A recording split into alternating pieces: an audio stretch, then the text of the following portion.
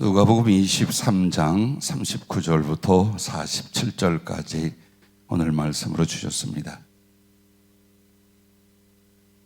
신약성경 누가복음 23장 39절부터 47절까지 함께 봉독하도록 하겠습니다.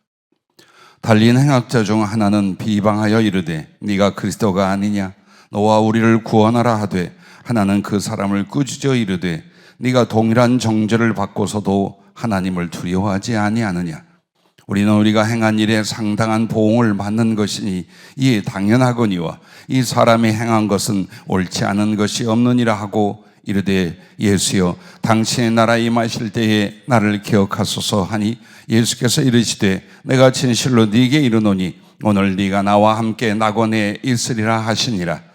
때가 제6시쯤 되어 해가 빛을 잃고 온 땅에 어둠이 임하여 제9시까지 계속하며 성소의 휘장이 한가운데가 찢어지더라. 예수께서 큰 소리로 불러 이르시되 아버지 내 영혼을 아버지 손에 부탁하나이다 하고 이 말씀을 하신 후 숨지시니라. 백부장이 그 된 일을 보고 하나님께 영광을 돌려 이르되 이 사람은 정녕 의인이었도다 하고 아멘. 오늘은 종료주일이라고도 말합니다. 그러나 종료주일보다는 사실은 고난주간의 시작입니다. 성령께서 고난주간에 맞는 말씀으로 죽음의 비밀이라는 제목을 주님이 주셨습니다.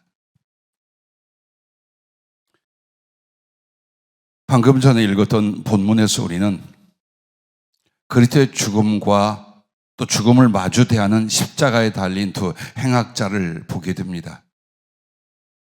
오늘은 성령의 가르치심 안에서 이 죽음의 비밀을 깨닫고자 합니다. 사람은 결국 죽는다라는 것을 알지만 아무도 죽음에 자신의 인생을 목표로 정하지 않습니다. 마치 100년, 1000년 살 것처럼 삶에 대해서 꿈을 꾸고 삶에 집착하고 삶의 계획을 세워놓습니다. 그러나 우리 주 예수 그리스도도 그러하셨지만 여기 두 사람도 마치 우리들의 예전 모습과 같고 지금의 모습과 같은 두 모습을 보여주는 이 강도라 하던 행악자들도 그들의 인생이 어떠했는지 모릅니다. 하지만 결국 지금은 죽음을 향하여 가고 있습니다. 먼저 죽음을 위하여 사신 예수 그리스도에 관하여 말씀을 기억하고자 합니다. 예수님이 사람이 되어 이 땅에 오신 것은 33년을 살고자 하심이 아니었습니다. 혹은 100년을 살고자 하심이 아니었습니다. 바로 죽으시기 위하심이었습니다. 그러므로 그리스도께서 이제 이 종료주일을 고난주간으로 바꾸십니다. 극도의 고통과 괴로움은 목요일부터 시작이 되지만 우리는 주님을 한 주간 묵상하며 기억하며 그리고 우리의 신앙과 삶을 조절하고자 합니다. 우리 주님께서 나를 위하여 고난을 받으시고 그리고 십자가에서 오늘 말씀처럼 죽으신 일은 첫째, 그리스도의 죽음은 사랑을 위한 진실한 헌신이라는 것입니다. 즉 한마디로 사랑을 위한 진실한 헌신을 위하여 당신은 죽음을 택하셨고 또 그 사랑의 헌신이라는 죽음을 위하여 이 세상에 오셨던 것입니다. 참으로 모든 성경 구절에서 은혜를 얻습니다마는 영원히 잊지 못할 말씀이 요한복음 13장 1절에 있습니다. 유월절 전에 예수께서 자기가 세상을 떠나 아버지께로 돌아가실 때가 이른 줄 아시고 세상에 있는 자기 사람들을 사랑하시되 끝까지 사랑하시니라.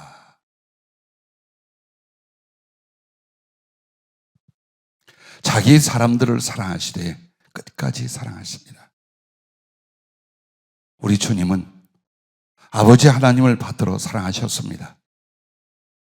그리고 그 하나님을 사랑하는 최고의 방법이 당신의 백성들을 구원하기 위하여 그가 사람이 되는 것과 저주를 받으시는 것과 그리고 지옥 고통 가운데 죽음을 당하시는 바로 그것을 아셨습니다. 또한 자기 이 철저한 희생과 고통의 죽음을 통하여 당신 안에서 수없이 많은 사람들이 생명을 얻고 구원을 얻게 될 것입니다. 자기 백성을 사랑하시고 아버지 하나님을 사랑하시는 주님은 그 사랑의 삶을 바로 죽음으로 선택하고 결정하셨던 것입니다. 당신이 어떠한 죽음, 왜 죽으실 거에 대하여 요한복음 15장 13절부터 14절은 이렇게 말합니다. 사람이 친구를 위하여 자기 목숨을 버리면 이보다 더 큰 사랑이 없나니 너희는 내가 명하는 대로 행하면 곧 나의 친구라. 즉 말씀을 믿고 말씀을 따라가는 모든 사람은 예수님이 기꺼이 자기의 생명을 바칠 자기의 친구라고 말씀하십니다. 사랑하는 자, 바로 사랑하는 친구를 위해서 최고의 사랑은 목숨을 내어주는 것이다 라고 말씀을 합니다. 오늘 여러분과 내가 구원을 얻었고 하나님의 사랑을 받고 있습니까? 그의 선택하신 죽음, 철저히 자기를 부인하고 버리신 그 죽음으로 말미암아 여러분은 사랑 가운데 들어갔고 생명의 선택을 입게 된 줄로 믿습니다. 마치 하나님의 사랑, 예수님의 사랑을 무엇과 비교할 수 있느냐? 예수님 발에 부어드렸던 향유를 기억할 것입니다. 향유는 본래 옥합에 갇혀 있습니다. 즉 뚜껑을 돌려서 여는 것이나 마개를 따는 것이 아닙니다. 밀봉이 되어 있습니다. 그리고 단 한 방울도 거기서 증발하거나 새어나오지 않습니다.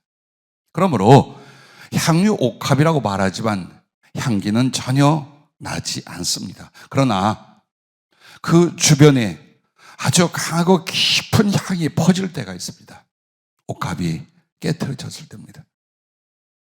그 옥합 위를 깨트려서 밀봉되었던 향유를 사랑하는 이, 존경하는 이에게 붓습니다.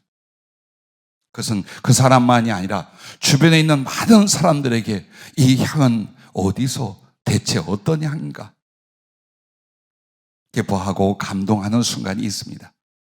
자, 만약 하나님이 여러분과 나를 향하여 사람이 되시고 죽음을 선택하지 않았다면 그 하나님의 사랑은 삼위일체 하나님 그 가슴 안에만 존재했을 것입니다. 그러나 그 존재를 깨트리고 죽음으로 말미암아 살이 찢어져 나가고 피가 쏟아지듯 하나님의 사랑은 깨진 옥합 예수님의 육체를 통하여 우리에게 부어지고 쏟아졌습니다. 사랑이란 전해지고 나누어집니다. 그런데 그 사랑은 자기의 희생과 죽음을 통해서 다른 이에게, 다른 대상에게 전해지는 것입니다. 그러므로 영원전부터 하나님의 완전한 사랑은 그리스도 예수의 자기를 찢으심과 그 피 흘리심과 죽음을 통하여 오늘 온 세상에 퍼졌고 우리는 그 거룩한 하나님의 사랑의 향기를 맡고 십자가 앞으로 나가게 된 줄로 믿습니다. 두 번째는 그리스도의 죽음은 생명을 위한 온전한 순종이셨습니다. 로마서 4장 25절에 보면 예수는 우리가 범죄한 것 때문에 내줌이 되고 또한 우리를 의롭다 하시가여 살아나셨느니라 라고 말합니다. 즉 하나님께서 이 죄인들을 대속할 희생 제물을 그리스도로 택하십니다. 그리고 이제 우리를 위하여 죽으신 그가 우리를 위하여 살아나심으로 말미암아 우리가 하나님 앞에 의롭게 되고 주님처럼 영생 부활에 이를 것을 보여주셨습니다. 그것은 하나님의 말씀이었고 하나님의 언약이었고 하나님의 뜻이었습니다. 그 하나님의 말씀과 뜻 앞에 자기는 생명을 바쳐 복종하심으로 말미암아 하나님의 거룩한 구원의 역사, 은혜의 역사가 나타나게 됩니다. 그러므로 주님이 막바지 겟세마네 동산에서 지옥의 형벌이 쏟아 부어질 그 앞에 나와 똑같은 한 인간으로서 그의 고뇌를 기도할 때 이렇게 말합니다. 아버지여, 만일 아버지의 뜻이거든 이 잔을 내게서 옮기시옵소서. 그러나 내 원대로 마시옵고 아버지의 원대로 되기를 원하나이다 하시니. 그렇습니다. 진짜 신앙은 무엇을 얻는 것이 아닙니다. 이미 주셨기에 이제는 하나님의 말씀과 뜻 앞에 복종하기 위하여 생명을 내놓을 수 있는, 그때부터가 신앙의 시작, 거듭남의 시작입니다. 예수님은 아버지 하나님의 거룩한 그 뜻을 위하여 목숨으로 복종하고 그 목숨을 바쳐 순종하는, 그래서 당신은 죽음을 택하십니다. 하나님의 뜻, 죄인을 향한 율법의 요구, 그리고 당신 자신 안에서 일어나는 사랑의 강권하심에 주님은 죽기까지 복종하심으로 여러분과 나를 의와 생명과 부활을 주신 줄로 믿으시길 바랍니다. 오늘 본문 말씀에 보면 44절, 45절에 주님이 숨지시기 전 이런 상황이 일어납니다. 때가 제60쯤 되어 해가 빛을 잃고 온 땅에 어둠이 임하여 제90까지 계속하며 성소의 휘장이 한가운데서 찢어지더라 라고 말합니다.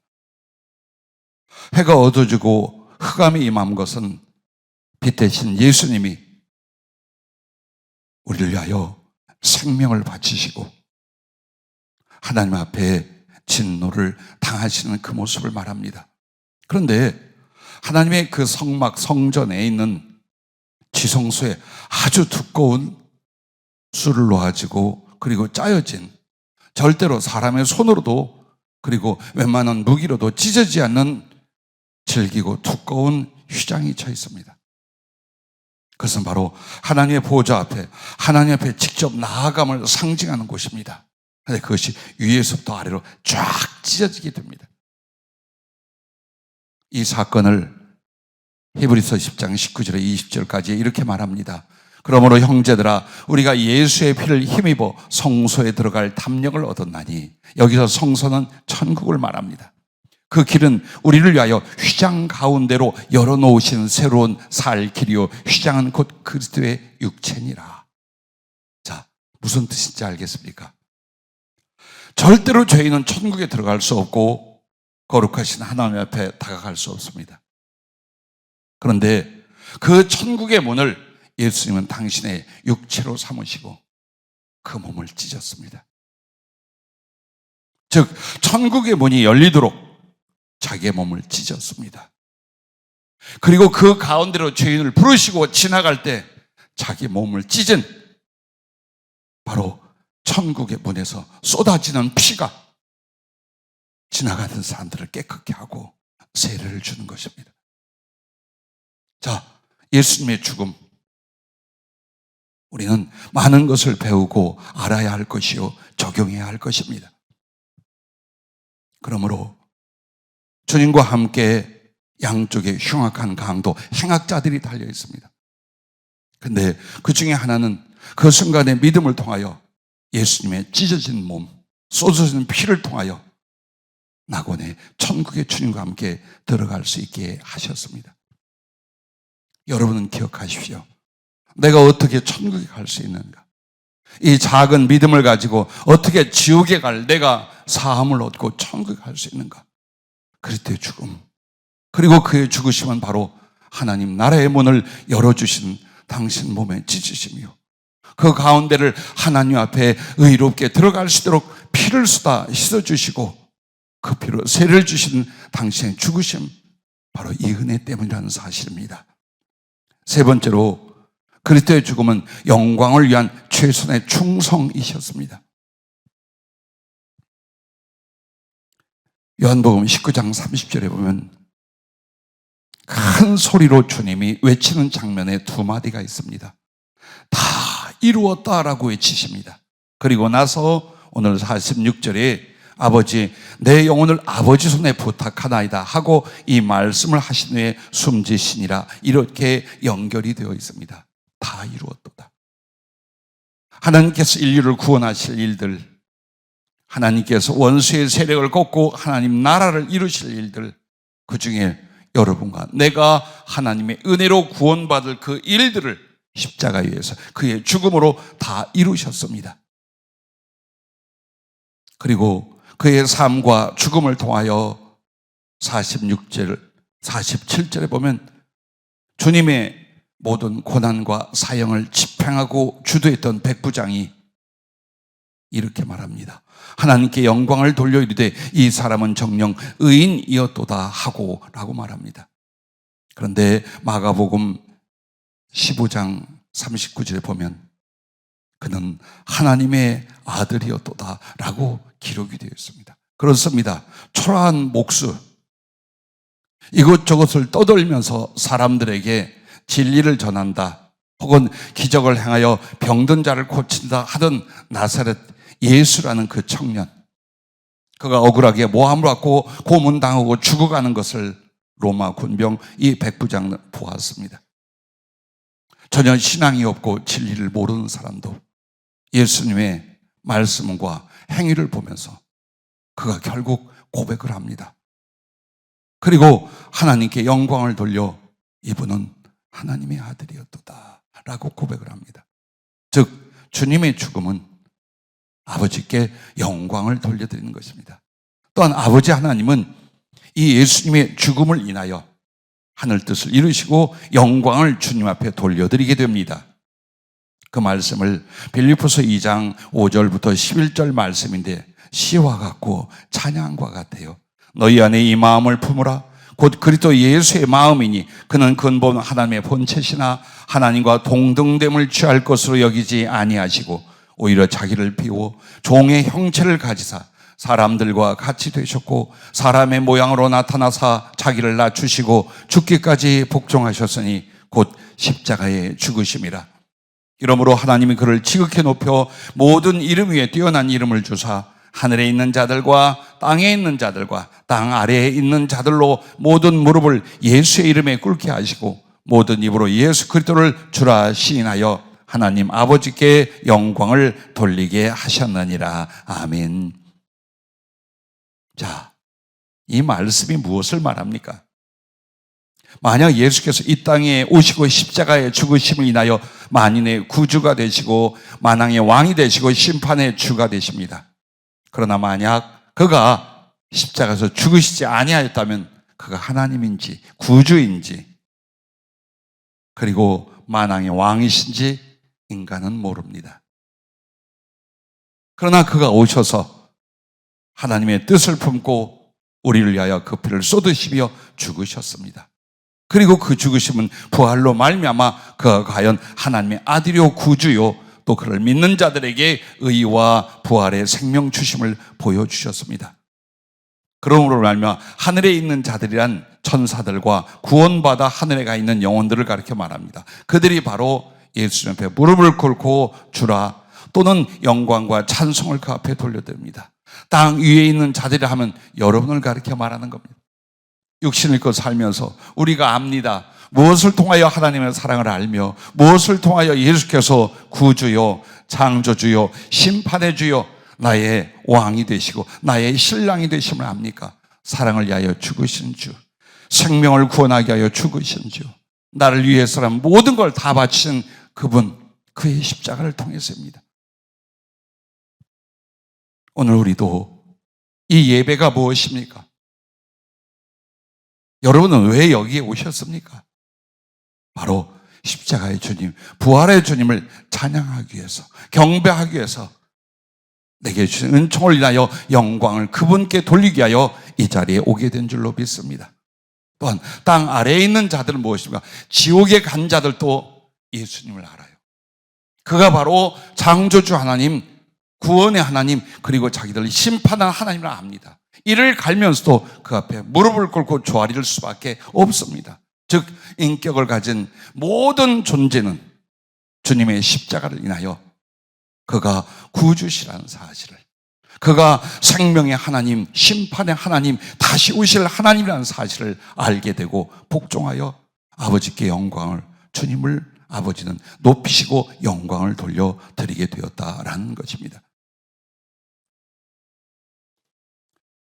하나님의 보좌가 요한계시록 4장에 보면 마치 불에 달구어진 것도 같은데 붉은 보석, 루비가 그 안에서 빛이 태양빛처럼 빛난다고 상상해 보십시오. 그렇게 하나님의 보좌 위에 사람의 형상이 있는데 그렇게 빛나고 있습니다. 그것은 바로 보좌는 아버지 하나님을 가리키고 그리고 하나님의 영광과 형상으로서 그리스도가 홍보석으로 나타납니다. 그 붉은 것은 하나님의 사랑이요 그리스도의 십자가의 피 흘리심을 가리키는 거예요. 그런데 어찌하여 그 주님을 홍보석으로 비교를 할까요? 피를 쏟으신 일이에요. 사랑은 피 흘림이었습니다. 사랑은 죽으심이었습니다. 그 흘린 피가 우리를 씻기고 우리 안에 사랑과 생명으로 자리를 잡게 되었습니다. 그리고 우리가 그분을 사랑하고 찬양하고 영광을 돌려드립니다. 그러므로 우리를 위하여 죽으신 그가 이제 하늘에서 영광을 받으신다는 뜻입니다. 무엇으로? 그 피로 인하여, 그 사랑으로 인하여. 그것이 붉은 홍보석의 상징입니다. 여러분은 아마도 인생의 목적과 삶의 이유가 예수님이 되었을 것입니다. 마음껏 찬양하십시오.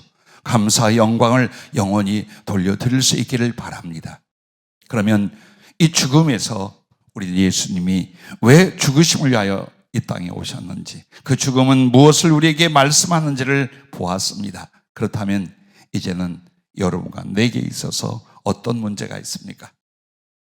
우리는요, 언제나 예수님에 관한 말씀을 듣고 나면 그 주님의 우리를 향해 행하신 일들과 말씀을 여러분과 나에게 적용하는 것입니다. 그게 믿음입니다. 만약 여러분이 성경의 이야기, 예수님의 이야기를 듣고 여러분과 적용을 하지 않는다면 예수님을 영접하지 아니하며 그를 믿음으로 말미암아 마음에 계시게 하는 것이 아닙니다. 그러면 그가 나와 같은 인간으로 오셔서 근데 삶의 목적이 아니었다는 것, 죽음이 목적이었다는 것, 그렇다면 여러분과 나는 어떻습니까? 따라해 주시기 바랍니다. 주 안에서의 죽음은 운명이 아니라 선택이다. 자살을 말하는 게 아니에요, 선택이라는 건. 마치 여러분과 나는 살다가 어느 날 죽는다고 생각합니다. 그것은 사람의 마음대로 사람의 힘으로 되는 것이 아니라고 생각합니다. 조금 더 신앙으로 볼 때는 오직 하나님의 뜻과 섭리 안에서만 사람이 태어나고 죽는다고 말합니다. 그런데 오늘 역설하여 성령은 여러분에게 주 안에 있느냐 네가, 그렇다면 죽음은 운명으로 받는 것이 아니라 너의 선택이다 라고 이 말씀을 하셨습니다. 그래서 오늘 본문에 주님도 죽음은 어땠어요? 어떤 힘에 의하여, 운명에 의하여 죽게 된 것이 아니었어요. 당신의 선택이었어요. 그리고 양쪽에 강도가 달려 있습니다. 이 강도도 삶을 위해서 살았겠죠. 악해져면서까지 삶을 사랑했겠죠. 그러나 이제는 그들에게도 무엇을 선택해야 됩니까? 죽음을 선택해야 됩니다. 그러나 그 죽음이 어떤 죽음인가를 선택하게 되는 것을 오늘 보여주고 계십니다. 그러면 주님 안에 죽음은 운명이 아닌 선택이라면 어떤 것일까요? 첫째, 삶을 위하여 죽음을 피하려 하지 말라라는 것입니다. 어떻게든 살아보려고, 그 삶을 사랑하고 그 삶의 욕망으로 살되, 그래서 죽음이란 늦추려 하고 두려워하고 피하려 합니다.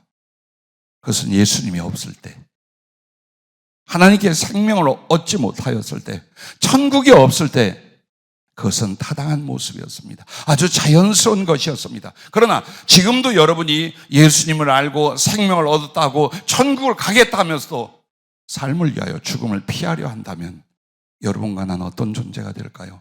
누가 예수 믿으면서 죽음을 피하려 할까요? 세상과 그 욕심으로 살 때에 죽음을 두려워하고 피하려 할 것입니다.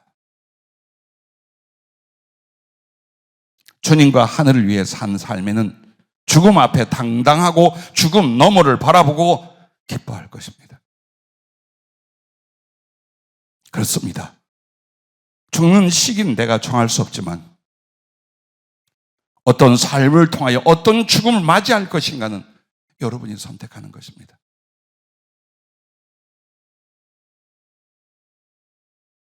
두 행악자가 전에 성경 강도들이라고 했습니다. 예수님 좌편에 달려 있었습니다. 그 장면이 꽤 많이 나오지요.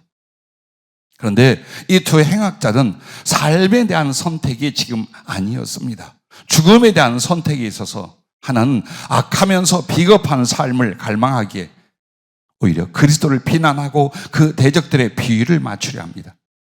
왜 악자까지 예수님을 욕하고 저주했을까요? 한 강도는 이 예수님과 자기들 십자가에 못 박은 유대인들, 그들에게 잘 보이려, 이 고통 중에 내가 이렇게 함으로 말미암아 그들에게 긍휼을 얻을까, 자비를 얻을까, 혹시나 나를 살려줄까 싶어서 악한 자가 더욱 악하게 예수님을 향하여 달려들고 욕을 하고 저주를 합니다. 왜?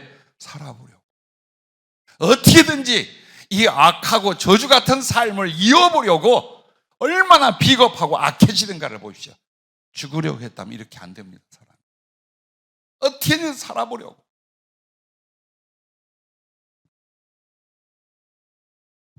그래서 그는 더욱 악해지고 양심을 저버리게 됩니다. 그리고 그 고통과 저주의 영혼으로 죽음을 맞게 됩니다. 그렇게 사랑하고 욕심내던 삶은 지옥으로 옮겨진 형벌이 되고 맙니다. 그러나 또 강도 중에 한 사람이 있습니다. 기나긴 죄된 삶을 살았습니다. 그리고 형벌 중에 있습니다.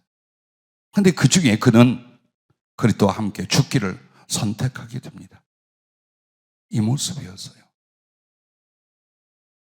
그는 살려고 악한 짓을 했어요. 그러다 이제는 포기하고 내려놓습니다. 그리고 예수님을 따라 예수님과 함께 죽기를 작정하는 그 선택을 보게 됩니다.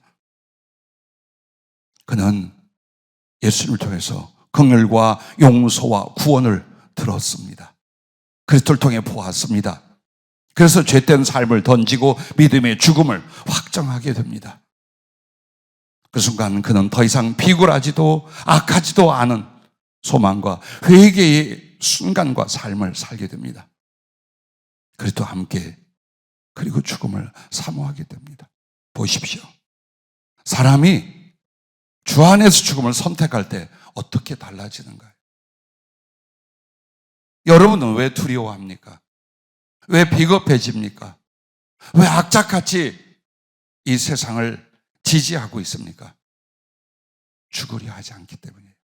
어떤 죽음으로서 내 인생을 가져가겠다고 생각하지 않는 거예요. 어떤 삶으로서 내 인생을 누려보겠다는 마음을 끝까지 품으면 우리는 이 강도들과 달라질 바가 없습니다.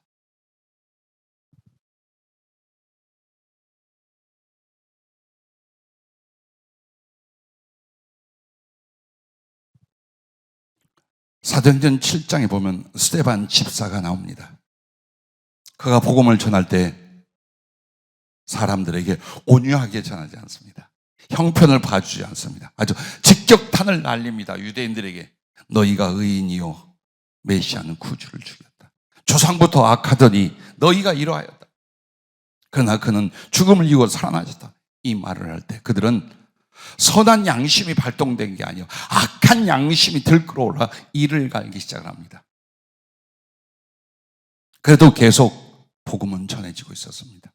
그들은 돌을 들기 시작했습니다. 찍어 죽이려고. 그럼에도 스데반은 그 돌을 마저 죽음을 선택을 합니다. 돌로 내려치려 할 때 그의 눈이 열려 하나님 보좌에서 서신 예수님을 보게 됩니다. 봐라. 그분이 예수께서 하나님 보좌에 서 계시도다 하고 찬양을 합니다. 더 이상 참지 않고 돌로 내리찍기 시작을 합니다. 그러나 아픔과 고통과 두려움이 그에게는 없었습니다. 왜? 죽고자 했기 때문이에요. 죽음을 결단하고 죽음을 향하여 산 사람이 죽음의 과정을 괴로워하거나 두려워하겠습니까? 아니요. 그 죽음을 선택한 스데반에게 주님은 직접 나타나 주셨습니다. 응원하셨습니다. 그 사랑, 그 충성에 대하여 당신 직접 나타나셨습니다. 오히려 자기를 돌로 치는 그 사람들의 죄 사함을 위하여 기도하고 그가 자니라라고 사도행전 7장을 말씀합니다. 그렇습니다. 우리와 똑같은 사람입니다. 가정이 있었어요. 아내도 있고 자식도 있었어요. 그의 청춘과 소망의 삶도 있었어요. 행복을 바라는 한 인간의 당연한 바람도 있었어요. 그러나 마음속에 더욱 소중한 것, 사랑과 소망은 그리스도를 위해서 죽음이었어요. 복음과 충성을 위한 죽음이었어요. 그는 그렇게 살았고, 그런 죽음으로써 하나님께 영광을, 그런 죽음으로써 주님의 모든 사랑을 차지하게 됩니다. 사도 바울은 빌립보 교회를 향하여 편지를 보내면서 그의 소원을 말합니다. 죽는 것도 내게 유익하다. 왜? 내 안에 사시는 육신의 정욕과 안목의 정욕과 이 생을 자랑하는 한 인간 바울이 아니라 그리스도이시기 때문이다. 내가 사는 건 그리스도를 위하여, 그의 고난, 그의 죽으심, 그의 부활. 그래서 나도 고난과 죽음을 택한다. 이제 당신들이 구원을 얻고 이만큼 섰으니 난 어서 예수님께 가기를 원한다. 정말 그것을 내가 기뻐하고 사모한다. 우리는 그 성경을 읽을 때 무슨 생각을 할까요? 안 죽으려고 몸부림을 치는 우리, 조금이라도 몸이 아프면 덜컥 겁이 나서 온갖 방법을 다 하고 약해지는 우리, 물질이나 권력이나 삶을 영위하기 위해서 얼마나 악해지기도 비굴해지기도 모르는 우리, 왜 그럴까요? 죽음을 선택 안 하기 때문입니다. 당연히 올 죽음임에도 어떤 삶을 통한 어떤 죽음을 죽겠다는 그 마음의 작정과 진리의 뜻을 아무도 정하지 않기 때문에 너무 비겁해지고 초라해지고 심지어는 삶을 사랑하여 악해지는 크리스찬이 되기도 하는 것입니다.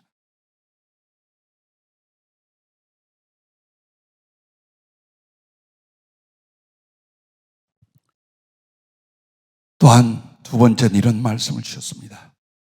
죽음의 선택에 대하여 어떤 삶을 작정하기보다 어떤 죽음을 작정하라 입니다. 나 무엇을 하고 살아야지, 어떤 꿈을 이뤄야지, 나 이렇게 잘 살아야지, 그러지 말래요. 왜? 그건 안 그래도 하나님이 주신 선물이에요. 내가 사모할 것은 내 영혼과 인생의 목적과 가치관으로 세워야 될 건 어떻게 죽을 것인가, 어떤 죽음을 작정하고 어떤 죽음으로서 주님께 가야 될 그 선택을 여러분이 하셔야 된다라는 것입니다. 그래서 예수님은 제자들을 부르셨을 때에 이렇게 사는 것이 행복이고 저렇게 사는 것이 부자 되는 것이고 이렇게 살면 복을 받고 저렇게 살면 너는 대박이 날 것이다 라고 안 하셨어요. 오히려 내려놓게 하셨어요. 그리고 그가 무엇을 제자들과 우리들에게 가르쳐 주셨습니까?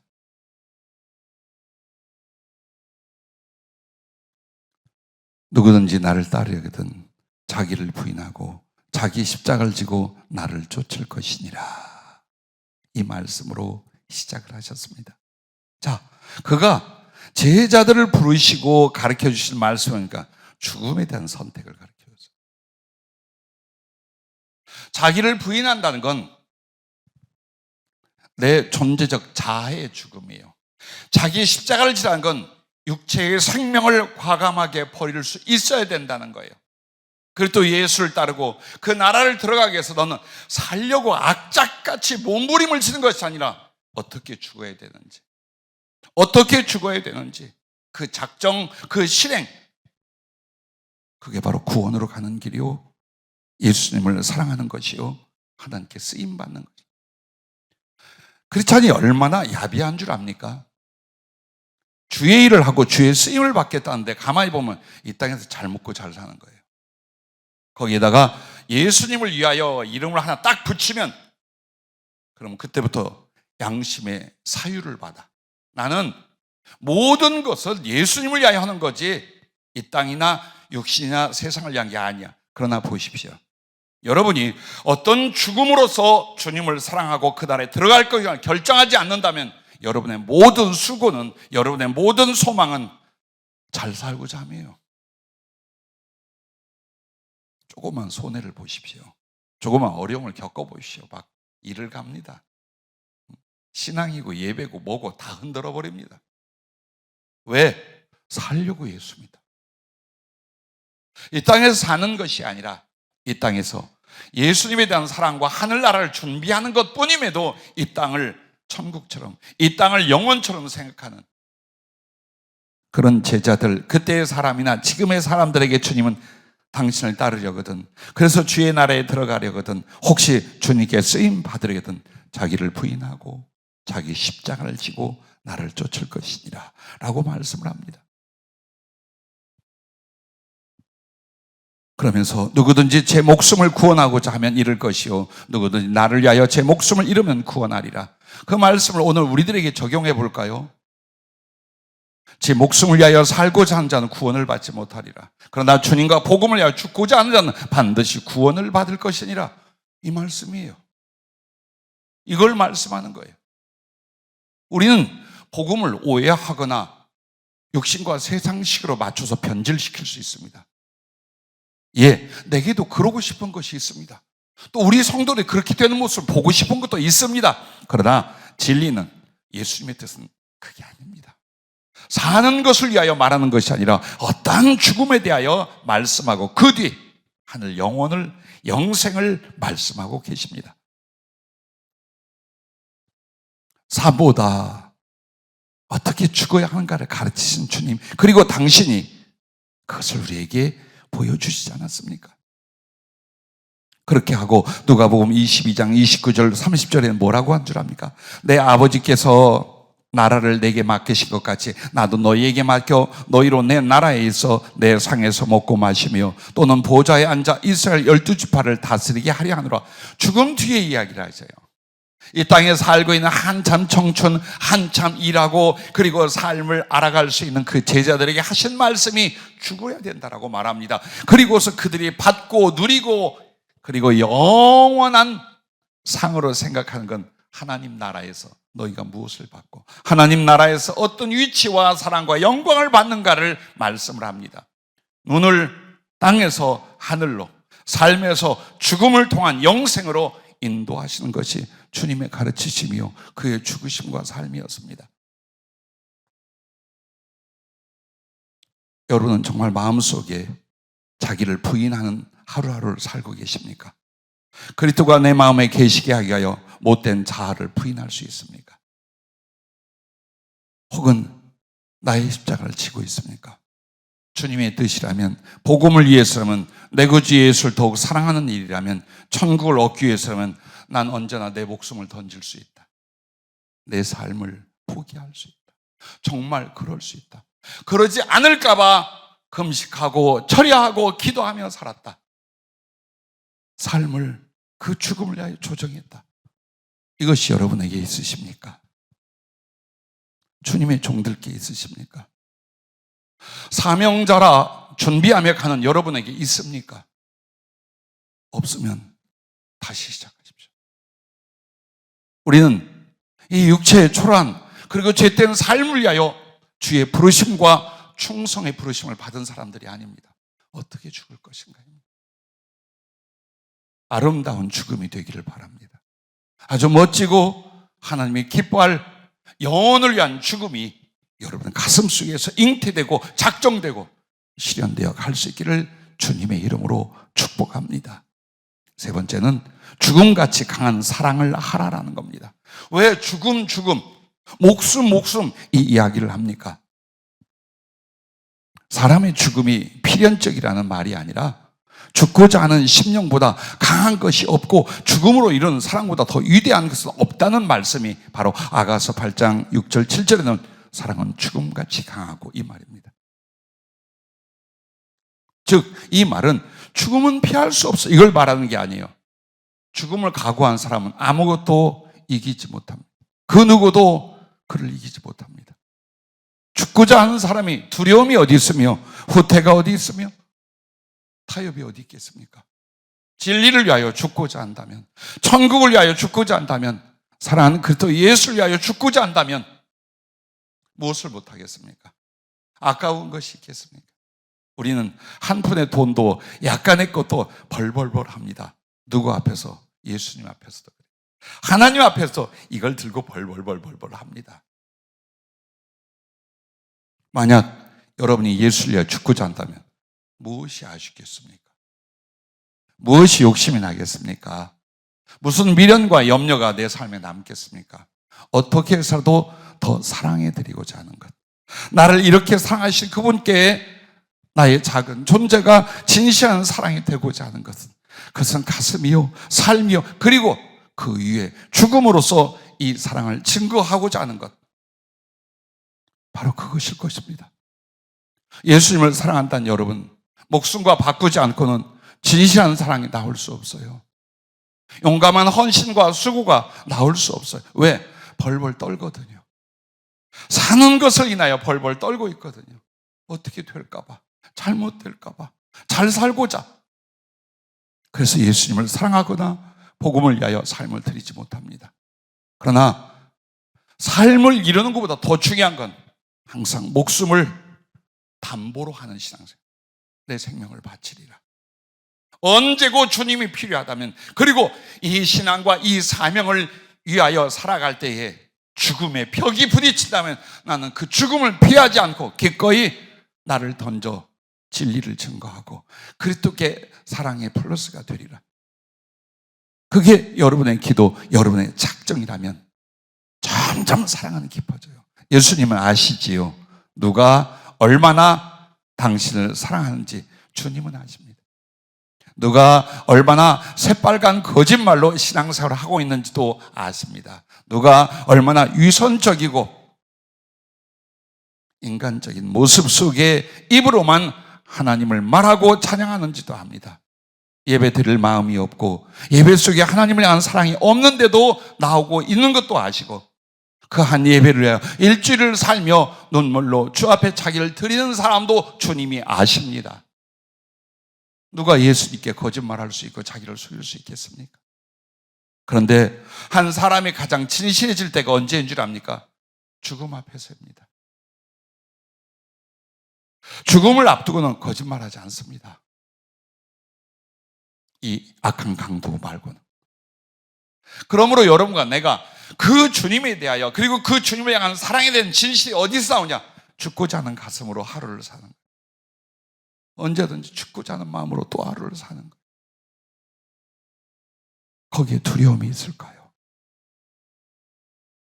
예수를 사랑하기 위하여 비굴해지거나 거짓으로 나가게 될까요? 그렇지 않아요. 왜 주님이 오늘 우리에게 죽음을 말할까요? 그리고 사랑은 죽음같이 강하고 이 말을 왜 했을까요? 주님도 그러셨어요. 죽음으로써 그 사랑을 증명했어요. 그리고 죽고자 하시기에 아버지와 우리를 위한 사랑을 절대 포기하지 아니하셨어요. 지옥이 부어지는 것도 감당하셨어요. 그리고 우리에게 가르쳐 주는 거예요. 사랑은 어떻게 하는 거라고? 죽음으로 하는 거다. 목숨으로 하는 거다. 신앙생활은 어떻게 하는 거라고? 네 목숨을 바쳐 하는 거다.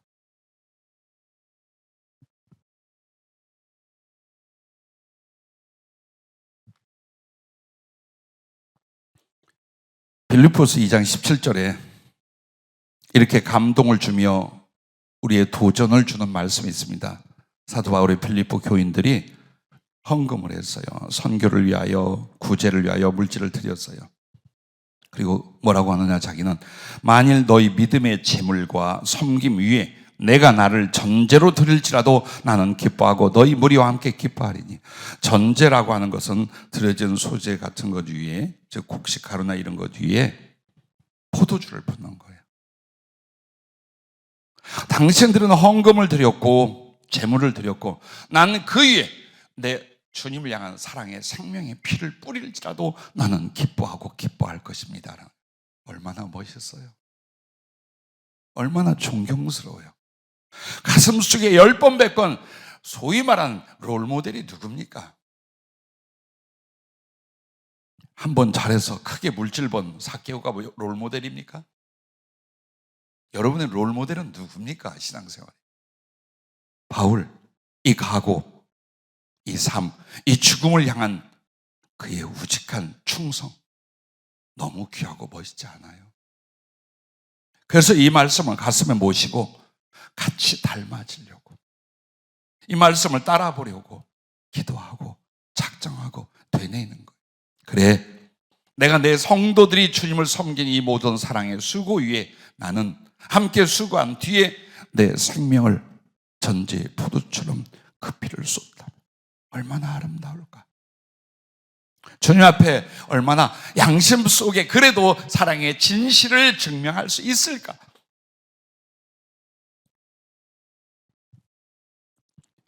(1999년에) 교회를 개척하고 얼마 안 돼서요, 천안에다 성령이 말할 수 없이 부어지기 시작을 했어요.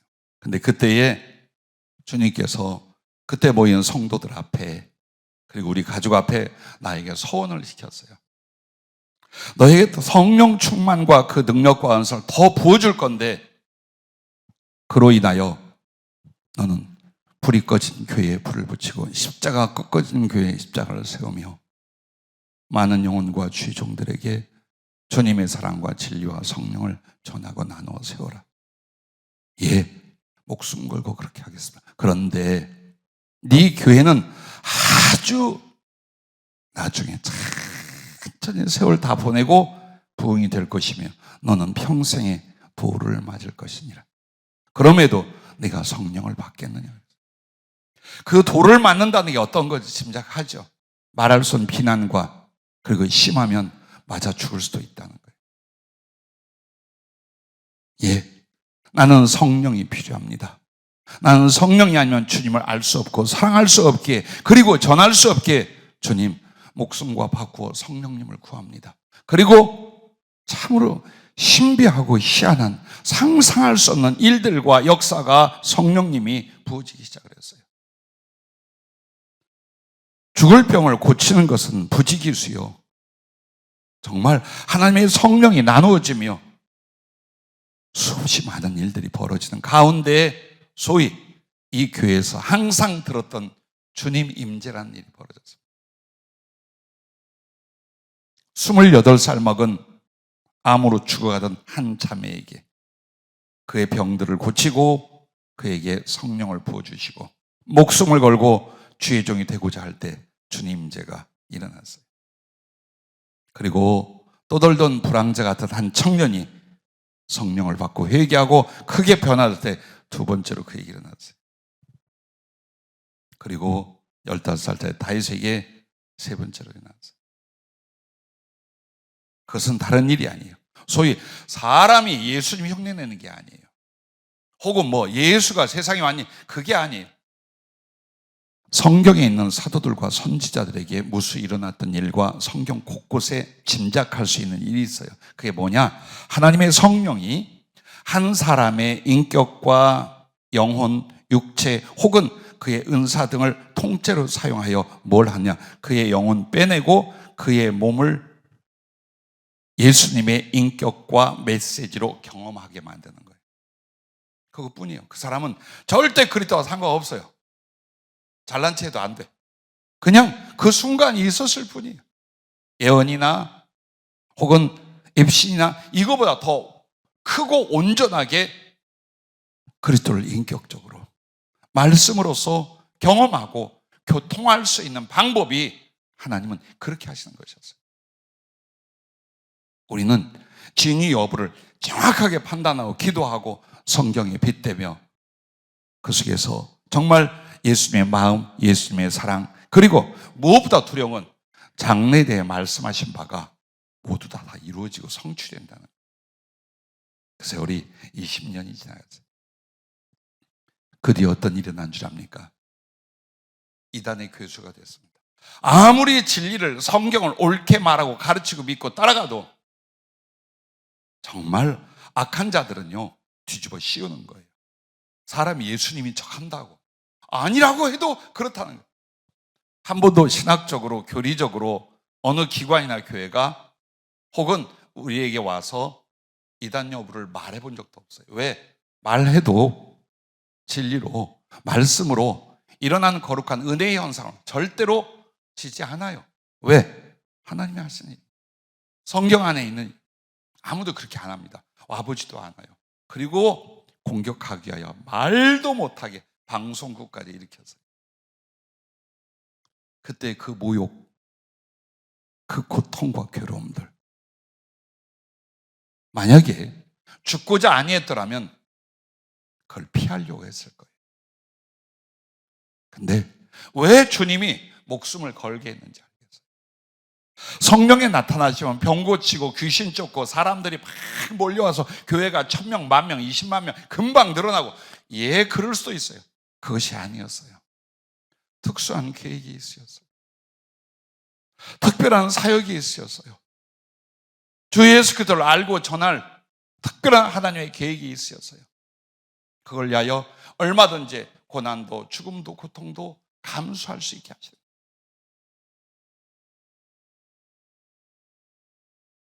신학대 교수들이 자기 학생이요 교수들을 지극히 존경했던 다윗을 아꼈어요. 누군가가 거기에다가 정말 이단 잘못된 거 좀 다 뒤집어 엎었어요. 그때 교수들이 아껴서 저하고 다윗에게 말했어요. 그 주님의 임재라는 거고 부인해라. 그런 일 없었다고. 그러면 좋게 넘어갈 거다. 그때 다윗에게 내가 말했어. 이거 하나님이 하신 일인데, 이거 인간의 조작이 아닌데 너 어떻게 생각하냐? 아빠는 하나님이 하신 일이나 성령이 하신 일에 목숨을 걸었다. 어떻게 짓밟아도 무슨 일을 당해도 이건 하나님이 하신 일이야. 이건 성경이고 이건 진리다. 이건 성령이 하신 거다. 아빠는 목숨을 건다. 예, 나도 그래요. 그래서 자퇴했습니다. 그리고 미국으로 출발했습니다. 그 뒤에도 얼마나 많은 일들이 있어요. 그런데 그 외로움, 그 고통, 그 수치와 모욕, 그리고 무엇보다도 복음을 전할 수 없게 만들어요. 그렇게 말씀으로 은혜를 받고 성령을 받다가도 또 너는 풍문의 이야기만 딱 들었다면 벌써 사람들이 그래요. 사실 그게 이 가슴 속에 담임 목사서 어떤 상처 아픔인 줄 압니까? 피를 토할 것 같아요. 그러나 참고 바라고 믿고 견딜 수 있는 건 딱 하나였어요. 주님이셨고 진리이시며 나는 그 주님과 진리를 증언하기 위해서 죽기로 했어요. 영광을 받고자 하는 게 아니라, 땅에서 사람을 모아 내가 원하는 뜻을 이루고자 하는 게 아니라 그분과 그의 진리를 위하여, 혹은 그의 역사심과 나타나심을 증언하기 위하여 죽기로 했어요. 그래서 견뎠어요. 그리고 감사해요. 난 예수님의 마음, 그분의 진리 깊은 것을 너무나도 많이 배웠어요.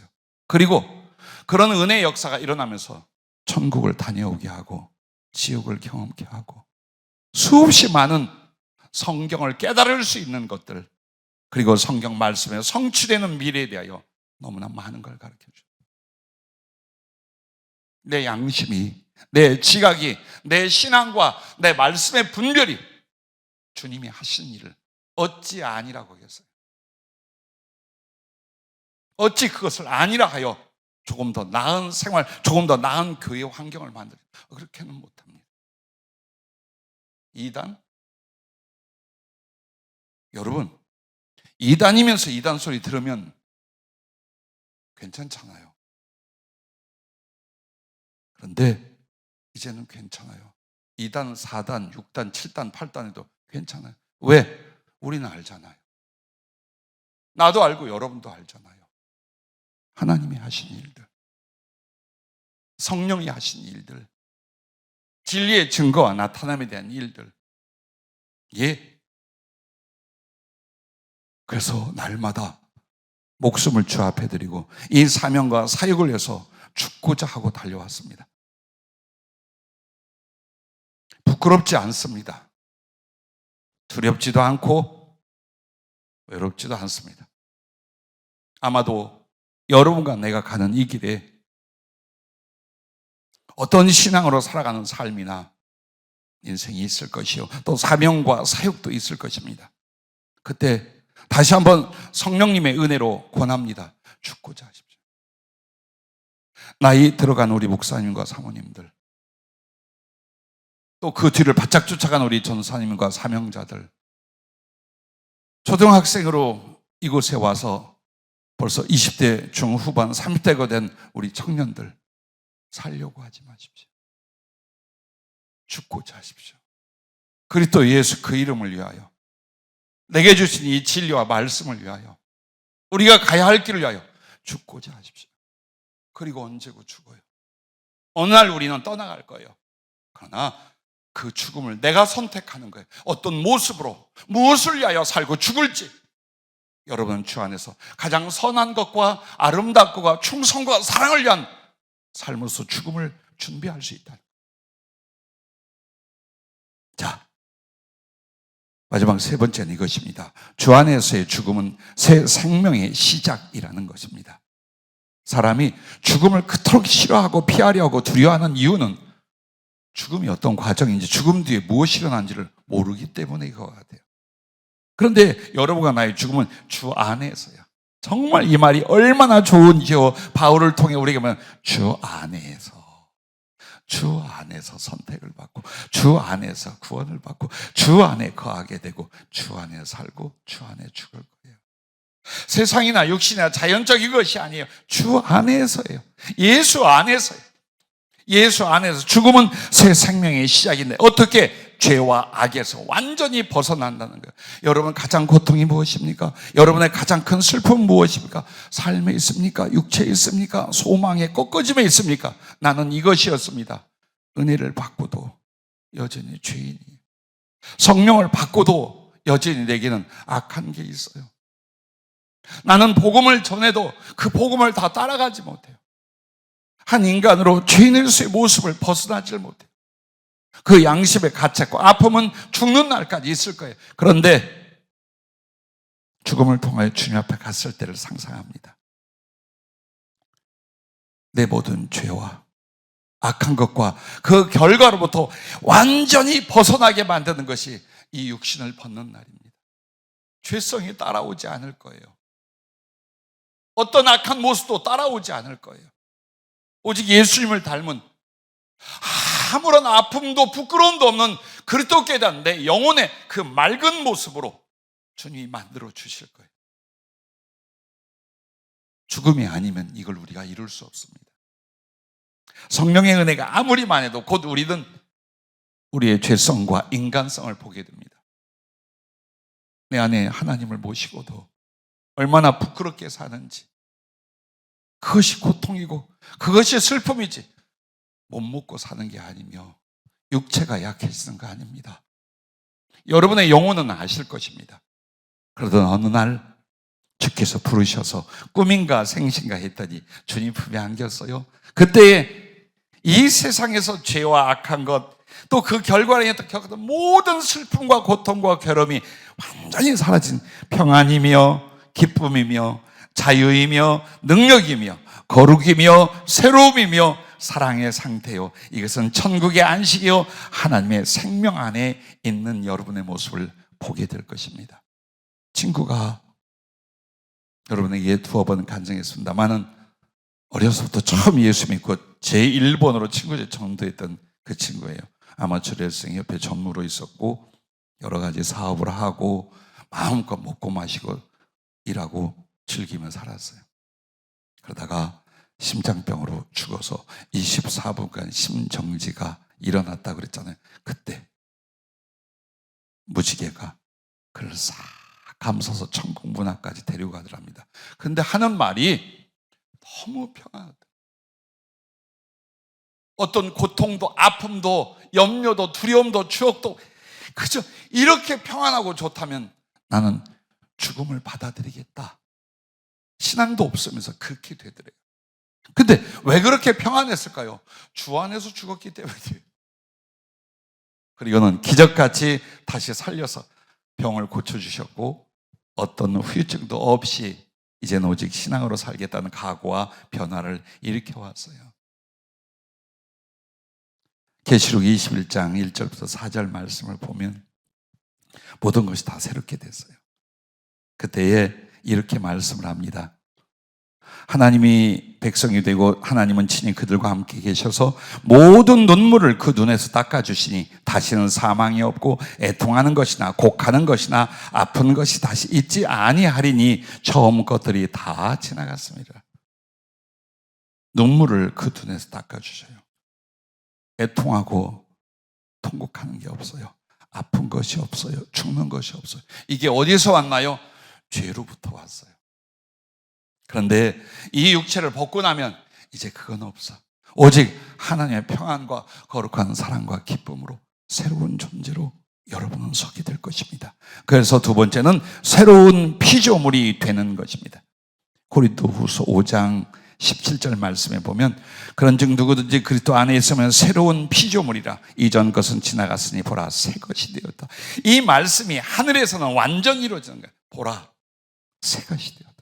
새로운 피조물. 여기에 빠져서 사십시오. 하루 잠 깨어 일어나고 나면 어떻게 살까, 어떻게 사발까, 어떻게 먹고 뭘 해야 될까, 이거 하지 말고 주님 그 나라에 가면 내가 이 죄된 고통의 육신 벗고 나면 새로운 피조물 상상하십시오. 사모하십시오. 그리고 나아가십시오. 죄와 무력함과 유 안의 존재 인간인 나. 그러나 주 안에서 죽음을 지나고 나면 하나님의 형상의 완성이 됩니다. 어떻게 할 말이 없어요. 하나님처럼 됩니다. 신령한 몸과 완전한 영혼이 된 하나님의 형상으로서의 사람이 되는 것입니다. 그래서 하나님 나라에서 뭘 할까요? 제일 먼저 위로와 안식을 받습니다. 세상에서 겪었던 죄로 말미암아 그 결과로 겪었던 모든 고통과 슬픔과 아픔, 죽음 등을 전부 다 위로받는 안식의 순간. 그리고 예수님과 깊은 사랑의 교제, 그리고 그리스도 안에서 모든 영들과의 교제가 영원히 이어질 거예요. 사랑의 교제가. 그리고 무엇보다 하나님 보호자 앞에서 살아계신 하나님, 그토록 보고 싶어하고 사랑했던 그 주 예수 그리스도, 부활의 주님, 영광의 삼위일체 하나님을 모시고 여러분은 직접 찬양할 것입니다. 가슴속에 온통 성령의 감동으로 그리스도의 마음과 그 사랑을 입고 내가 주님을 새 노래로 찬양할 것입니다. 내 목숨, 내 영혼 전체로 경배하며 그분을 바라볼 것입니다. 그가 말씀하실 것이며 그가 두 손으로 축복할 것이며 때론 다가와 여러분과 나를 안아줄 것입니다. 그래요. 그리고 여러분과 나에게 뭐가 있는 줄 알아요? 창조가 있답니다. 오해하지 마십시오. 하나님처럼 창조가 아니에요. 여러분에게 주신 하나님의 지혜와 능력과 사랑을 위하여 여러분이 무엇인지 만들고 이루어낼 수가 있어요. 하늘에서 제한이 없어요. 악한 것, 죄된 것만 아니면 하늘에서는 여러분이 옛날 사람으로 살던 사랑의 추억에서부터 하늘에서 그 지혜를 가지고 무엇을 해보고 이루어보는 일들이 전부 다 가능해져요. 그래서 여러분을 하나님의 형상 혹은 신적 존재로서의 거룩함, 이 상태로 올라가게 되어 있어요. 이것이 죽음 뒤에 일어날 새 피조물의 모습인 줄로 믿으시길 바랍니다. 그리고 마지막 세 번째가 새 생명의 시작은 이것입니다. 주님과 완전한 사랑의 영혼이 된다는 거예요. 난 가끔 궁금해요. 예수님을 사랑하지 않는 사람이 혹시 천국에 오면 아무것도 할 게 없어. 정말 재미가 없어요. 왜? 하늘나라는 예수님 사랑하는 이들이 그 사랑의 실체와 사랑의 진실과 사랑의 완전을 이루는 곳이에요. 이 땅에서 사는 게 뭐냐? 주님의 그 사랑으로 인하여 나도 깨어나기 시작한 거예요. 그리고 그 주님을 사랑하는 거예요. 마치 이 땅은 어린아이가 자라나서 시집갈 처녀로 장성한 것. 예수님의 은혜, 예수께 대한 믿음, 그분을 향한 인격과 삶의 변화, 성령과 진리 안에서 성숙함, 이런 걸로 예수님에게 시집갈 아기가 처녀로 성장하는 과정이에요. 그리고 천국의 영혼으로 딱 이제 죽음 뒤에 들어가잖아요. 그러면 약혼, 정혼하는 거예요. 그리고 예수님과 즉 어린 양과 그 신부들, 그 혼인 예식은 언제나 부활의 때예요. 그리고 나서 주의 재림이 성경에 보면 일어나게 됩니다. 자, 그래서 결국 하나님께 택한 백성들은 어떤 일이 아니에요. 바로 우리가 목적이었고 우리를 위해서 모든 걸 다 바쳐 죽기까지 사랑하신 그 예수님의 사랑을 알고 받고 이루어 가다가 그 사랑의 실제, 그 사랑의 완전 속에 들어가는 것, 그것이 죽음 뒤의 천국이에요. 그래서 여러분이 거룩한 욕심을 내라는 거예요. 누구보다도 하늘나라에 가면 요한이 예수님의 품에 기대해 있던 것에서 나도 주님 팔짱을 낄 수 있도록, 그 보좌 앞에 감히 나갈 수 있는 은혜를 얻도록, 내 눈에서 한 번도 예수님이 보이지 않는 순간이 없도록 손을 내밀어 만질 수 있고, 나도 당신의 머리를 쓰다듬어 넘겨드릴 수 있고, 둘이 손을 잡고 생명수 강가를 거닐 수 있고, 그가 원하시는 곳에 옷자락을 잡고 졸졸졸 따라갈 수가 있고, 죄인으로 살았음에도, 불충한 자였음에도 사랑 하나, 그것만으로도 주님은 여러분과 하나를 데려가실 것입니다. 그날 때문에 사는 거예요. 그래서 오늘 성령은 여러분과 나에게 다시 한번 일깨워주는, 삶을 위해 사는 게 아니다, 어떠한 죽음으로서 새 생명, 영혼을 위해 사는 것, 그래서 주 안에서 죽음은 너희가 선택하는 것이다 라고 이 말씀을 우리에게 주고 계십니다. 여러분, 제가 기도하는 것을 여러분에게 권합니다. 기도의 한 80%로 커진 것이 주님과의 교제와 사랑입니다. 어려서는 구하는 것이 기도의 전체였습니다. 조금씩 주님 사랑 안에 자라면서 더 소중한 건 당신을 느끼고, 당신을 알고, 당신과 마음을 나누고, 당신과 사랑할 수 있는 그 순간들이에요. 나는 여러분이 예배나 기도를 그쪽으로 사용하기를 바라요. 먼저 그의 나라와 의를 구하고 나면 먹고 사는 것, 영과 육신을 위하여 도모하는 일들, 그분이 이루셔요. 근데 우리는 그것을 위하여 우리의 모든 시간과 마음, 그리고 생명과 영혼까지 거기에 다 바치고 예수님께는 다 떨어진 오단볼로 가는 거예요. 이 바꾸자, 그 말이에요. 얼마 뒤에 갈지 모르는 주님 앞에 정말 주님에 대한 사랑의 교제와 깊이를 세상에서 갖는 거예요. 그러기 위하여 욕망뿐인 육신의 생명을 던져놓고 언제든지 주님과 복음을 위하여 당신 사랑과 충성을 위해서 내 목숨을 던지기로 하고 주님과 사랑하며, 그리고 당신이 허락하신 그 시간에 당신을 배웁기를 바랍니다. 주님을 사랑하고 주의 이름으로 여러분을 사랑합니다. 기도하겠습니다.